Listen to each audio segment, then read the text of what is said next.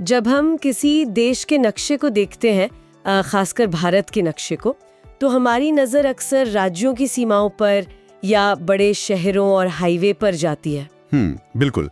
हम अक्सर उन इंसानी लकीरों में ही उलझे रहते हैं। वो ही ना।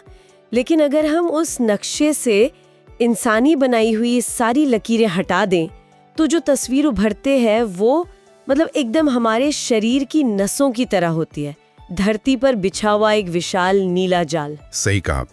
और ये नीला जाल ही भारत की विशाल नदी प्रणालियां हैं। तो आज हम इन्हीं नदियों के भूगोल और विज्ञान की गहराई में उतरेंगे। और हमारा मकसद सिर्फ ये रटना नहीं है कि कौन सी नदी कहाँ से निकलती है या कितनी लंबी है। हाँ, क्योंकि वो तो किसी भी किताब में मिल जाएगा। बिल्कुल। हम उस रहस्य को डिकोड करेंगे कि कोई नदी किसी एक खास दिशा में ही क्यों बहती है। पहाड़ों के उठने और जमीन के धंसने का मतलब उस पूरे भूगोल का इन नदियों पर क्या असर पड़ता है। और ये बहुत दिलचस्प है क्योंकि नदियां सिर्फ पानी का बहाव नहीं है। एक तरह से वे धरती के लाखों सालों के इतिहास का एक जीता जागता रिकॉर्ड है। पहाड़ों का भूगोल, मौसम का मिजाज, जमीन की बनावट, ये सब नदियों को आकार देते हैं। कुछ नदियां बिना रुके सीधे समुद्र में जाकर मिलती हैं, जबकि कुछ रास्तों में ही इतने मोड़ लेती हैं कि खुद में उलझ जाती हैं। और ये सब जमीन के नीचे मौजूद चट्टानों और ढलानों से तय होता है। तो जमीन की इस बनावट से ही शुरुआत करते हैं। जब हम नदियों के डिजाइन को समझने की कोशिश करते हैं तो हमारे सामने दो बहुत ही बुनियादी शब्द आते हैं। हाँ, अपवाह द्रोणी और जल विभाजक। बिल्कुल। अपवाह द्रोणी, जिसे ड्रेनेज बेसिन कहते हैं, और जल विभाजक यानी वाटर डिवाइड। अगर मैं ड्रेनेज बेसिन को एक विशाल कटोरे की तरह देखूं, तो ये वो पूरा इलाका है जहां से एक मुख्य नदी और उसकी सारी सहायक नदियां पानी इकट्ठा करती हैं, है ना? एकदम सही। और भारत में गंगा नदी की द्रोणी या बेसिन सबसे बड़ा है। लेकिन ये जल विभाजक क्या होता है? मतलब इसका नदियों के रास्ते से क्या लेना देना है? जल विभाजक या वाटर डिवाइड को आप जमीन का एक ऊंचा उठा हुआ हिस्सा मान सकते हैं, जैसे कोई पहाड़ हो गया। अच्छा। जो दो अलग अलग नदी घाटियों या बेसिन को एक दूसरे से अलग करता है। ये एक प्राकृतिक दीवार की तरह काम करता है। जमीन के उस ऊंचे हिस्से के एक तरफ गिरने वाला पानी एक नदी तंत्र में जाता है और दूसरी तरफ गिरने वाला पानी बिल्कुल अलग नदी तंत्र में चला जाता है। बिल्कुल। इसका एक बहुत ही स्पष्ट उदाहरण हरियाणा का अंबाला शहर है। मतलब ये हमारे घर की ढलान वाली छत की तरह काम करता है। हाँ, वो कैसे? जैसे अगर छत के बिल्कुल बीचों बीच जो सबसे ऊंची लाइन होती है उस पर पानी गिरे, तो आधा पानी दाईं तरफ ढलान से बह जाएगा और आधा बाईं तरफ। अंबाला शहर बिल्कुल उसी छत के बीच वाली लाइन की तरह काम करता है। बहुत बढ़िया एनालॉजी है। अंबाला के एक तरफ का सारा पानी सिंधु नदी बेसिन में चला जाता है और दूसरी तरफ का पानी गंगा बेसिन में। गजब है। और जब ये पानी अपनी अपनी ढलान की तरफ बहना शुरू करता है तो ये कुछ खास डिजाइन या पैटर्न बनाता है ना? हाँ, और ये पैटर्न पूरी तरह इस बात पर निर्भर करता है कि जमीन के नीचे की चट्टानें कैसी हैं। जैसे पहला और सबसे आम पैटर्न है वृक्षाकार या डेंड्राइटिक पैटर्न। डेंड्राइटिक यानी पेड़ की तरह? बिल्कुल। इसमें मुख्य नदी और उसकी सहायक नदियां मिलकर एकदम एक पेड़ की शाखाओं जैसी आकृति बनाती हैं। गंगा नदी इसका एक बहुत बड़ा उदाहरण है। नक्शे पर देखने में ये सच में एक विशाल पेड़ जैसा लगता है, जिसकी जड़ें जमीन में दूर दूर तक फैली हों। ऐसा इसलिए होता है क्योंकि गंगा के मैदानों की मिट्टी मुलायम है और ढलान एक समान है, तो पानी आजादी से पेड़ की शाखाओं की तरह फैल सकता है। कोई रुकावट नहीं होती। लेकिन जब जमीन में कठोर और मुलायम चट्टानें एक दूसरे के समानांतर होती हैं, तो वहाँ जालीनुमा या ट्रेलिस पैटर्न बनता है। जालीनुमा, हाँ। इस स्थिति में नदी मुलायम चट्टानों को काटती हुई आगे बढ़ती है और उसकी सहायक नदियां उससे लगभग 90 डिग्री के समकोण पर आकर मिलती हैं। ये जालीनुमा डिजाइन मुख्य रूप से हिमालयी क्षेत्रों में देखने को मिलता है। अच्छा, जहाँ चट्टानों की परतें बहुत जटिल है, मतलब यहाँ पानी को आजादी नहीं मिलती, उसे चट्टानों के हिसाब से तीखे मोड़ लेने पड़ते हैं। बिल्कुल सही। और एक तीसरा डिजाइन भी है जो थोड़ा अलग बर्ताव करता है, अरिये या रेडियल पैटर्न। ये कैसा होता है? ये तब होता है जब नदियां एक केंद्रीय पहाड़ की चोटी से निकलकर चारों दिशाओं में नीचे की तरफ बहती हैं, जैसे किसी साइकिल के पहिए की तीलियां बाहर की तरफ जाती हैं। अरे वाह! मध्य प्रदेश में अमरकंटक का पहाड़ इसका एक क्लासिक उदाहरण है। वहां एक ही पहाड़ से नर्मदा और सोन नदियां निकलती हैं, लेकिन बिल्कुल अलग अलग दिशाओं में अपनी यात्रा पर निकल जाती हैं। अमरकंटक का ये पैटर्न तो हमें ये दिखाता है कि कैसे एक ही जगह से जन्मी नदियां भूगोल के कारण एक दूसरे से हमेशा के लिए अलग हो सकती हैं। हाँ, और भूविज्ञान के इसी असर को अगर हम बड़े पैमाने पर देखें तो भारत की नदियों के बीच एक बहुत स्पष्ट महामुकाबला दिखाई देता है। महामुकाबला? हाँ, इसे हम हिमालयी बनाम प्रायद्वीपीय नदियां कह सकते हैं। ये वास्तव में दो अलग अलग पीढ़ियों का टकराव है। मैं समझ रही हूँ। एक तरफ है हिमालय से निकलने वाली नदियां जिन्हें भूवैज्ञानिक युवा कहते हैं। बिल्कुल, ये नदियां बारहमासी हैं क्योंकि इनमें साल भर पानी रहता है। इन्हें सिर्फ बारिश पर निर्भर नहीं रहना पड़ता, गर्मियों में ग्लेशियर की बर्फ पिघलने से भी इन्हें भरपूर पानी मिलता है। और इनके अंदर इतनी ऊर्जा और इतना तेज बहाव होता है कि ये ऊंचे पहाड़ों को चीरकर वी आकार की गहरी घाटियां बना देती हैं। और जब ये अपनी पूरी ताकत के साथ मैदानी इलाकों में आती है तो मिट्टी को काटकर बल खाती हुई विसर्प यानी मिएंडर्स बनाती हैं। दूसरी ओर हमारे पास प्रायद्वीपीय या पेनिनसुलर नदियां हैं जो दक्षिण और मध्य भारत में बहती हैं। ये प्रौढ़ या मैच्योर नदियां हैं। मतलब ये हिमालयी नदियों से बहुत पुरानी है। हाँ, बहुत पुरानी। ये नदियां बहुत पहले ही अपनी घाटियों को पाट चुकी हैं, इसलिए अब ये उथली घाटियों में बहुत शांति से बहती हैं। इनका रास्ता हिमालयी नदियों की तरह लंबा और हर साल बदलने वाला नहीं होता। वो काफी छोटा और निश्चित होता है। बिल्कुल। और सबसे बड़ा फर्क ये है कि प्रायद्वीपीय नदियां केवल बारिश पर निर्भर हैं, इसलिए ये मौसमी होती हैं। मुझे यहाँ एक चीज पर थोड़ी उलझन हो रही है। बताइए। उत्तर भारत में हिमालयी नदियों के कारण नहर सिंचाई का, जिसे कैनल इरिगेशन कहते हैं, उसका बहुत बड़ा जाल बिछा हुआ है। लेकिन प्रायद्वीपीय भारत में यानी दक्षिण में टैंक या तालाब सिंचाई की प्रधानता है। हाँ, ऐसा ही है। तो मैं सोच रही थी, क्या दक्षिण में तालाब सिंचाई का एकमात्र कारण वहाँ की कठोर चट्टानें हैं जिन्हें खोदकर नहर बनाना मुश्किल है, या फिर नदियों के मौसमी होने का भी इसमें कोई बड़ा हाथ है कि पानी को किसी तरह रोक कर रखना पड़ता है? ये बहुत ही तार्किक सवाल है। असल में मौसम और चट्टानें दोनों मिलकर ये मजबूरी पैदा करते हैं। अच्छा, दोनों का रोल है। हाँ, प्रायद्वीपीय नदियां केवल मानसून के दौरान उफान पर होती हैं। बाकी के महीनों में वे सूखी या बहुत कम पानी वाली हो जाती हैं। इसलिए उस मानसून के पानी को साल भर इस्तेमाल करने के लिए स्टोर करना अनिवार्य हो जाता है। वरना पानी बेकार चला जाएगा। बिल्कुल। अगर पानी को तालाबों या टैंकों में रोका नहीं गया तो वो तेजी से बहकर समुद्र में चला जाएगा।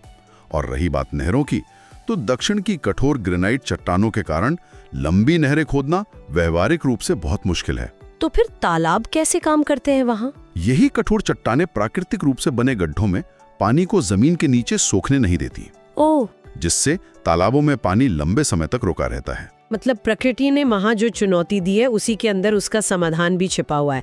ये बहुत दिलचस्प है। अब उत्तर भारत की बात करते हैं, उन जल दानवों की जिन्होंने हमारी सभ्यता को आकार दिया है। सबसे पहले सिंधु नदी यानी इंडस का जन्म बहुत ही नाटकीय है।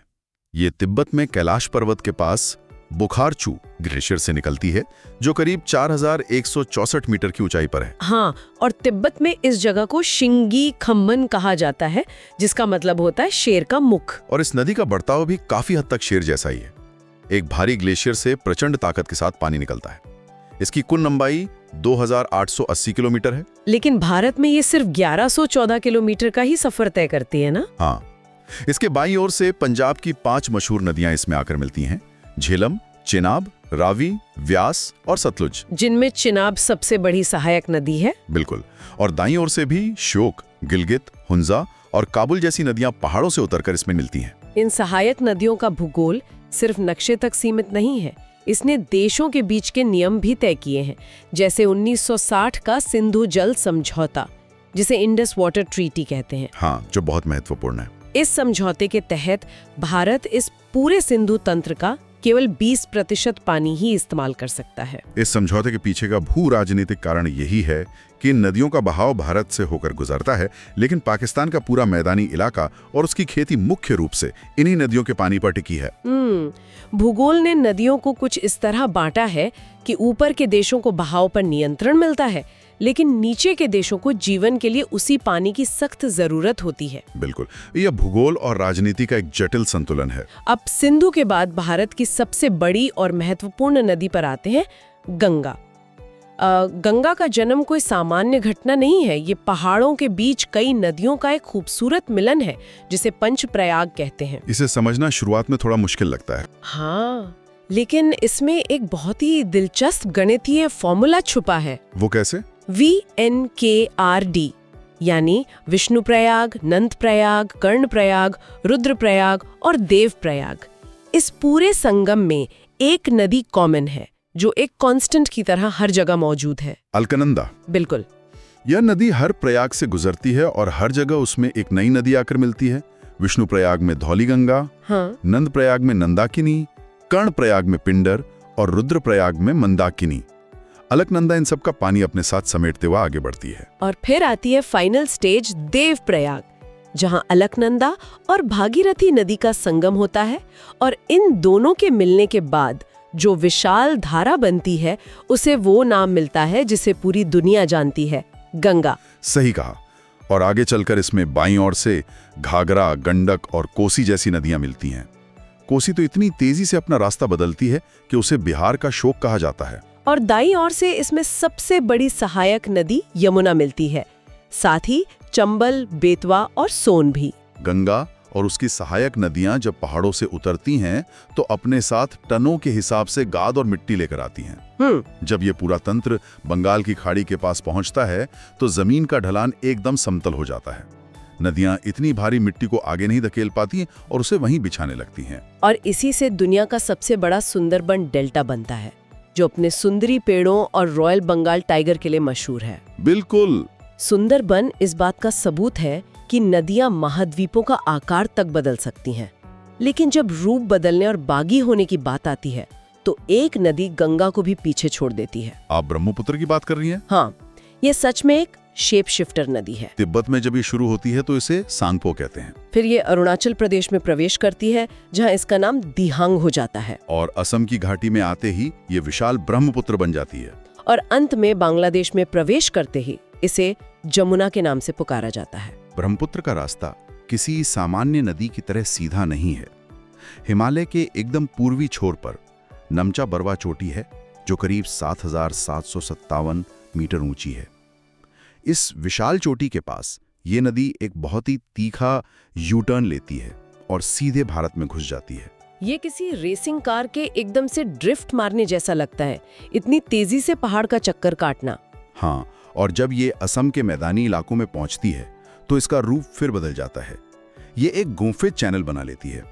गुम्फित चैनल मतलब नदी की एक मुख्य धारा नहीं रहती, वो कई छोटी छोटी धाराओं में बट जाती है और आपस में ही उलझ जाती है, जैसे किसी ने बालों की चोटी गूंथ दी हो। बिल्कुल।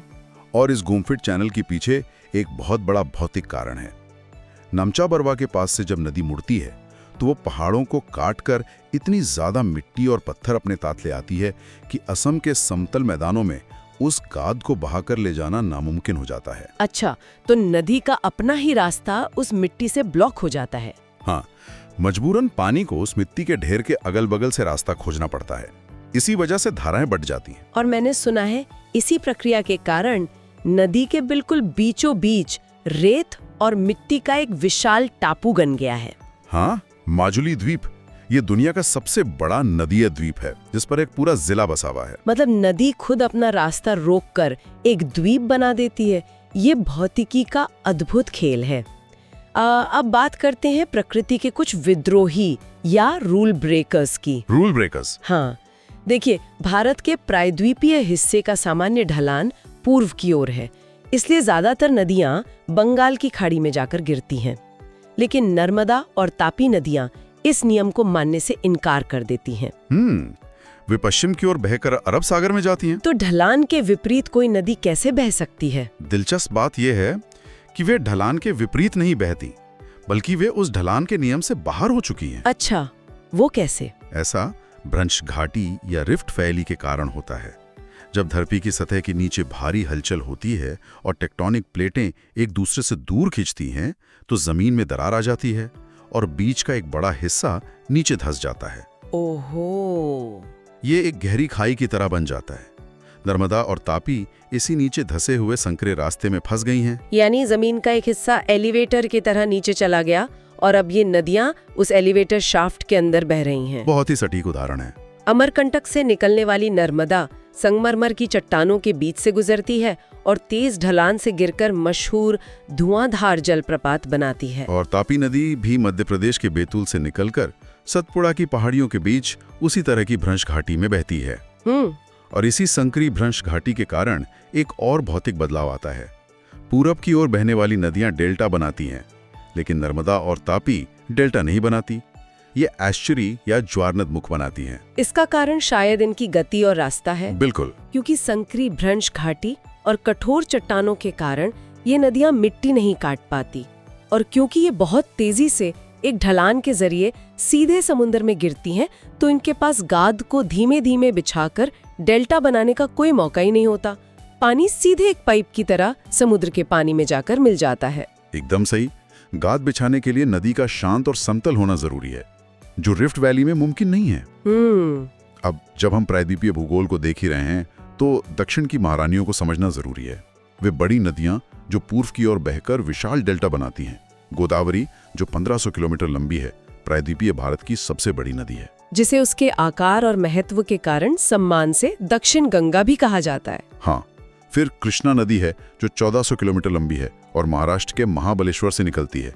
तुंगभद्रा, कोयना और मूसी इसकी मुख्य सहायक नदियां हैं। और महानदी जो छत्तीसगढ़ से निकलकर ओडिशा के तट पर अपना डेल्टा बनाती है।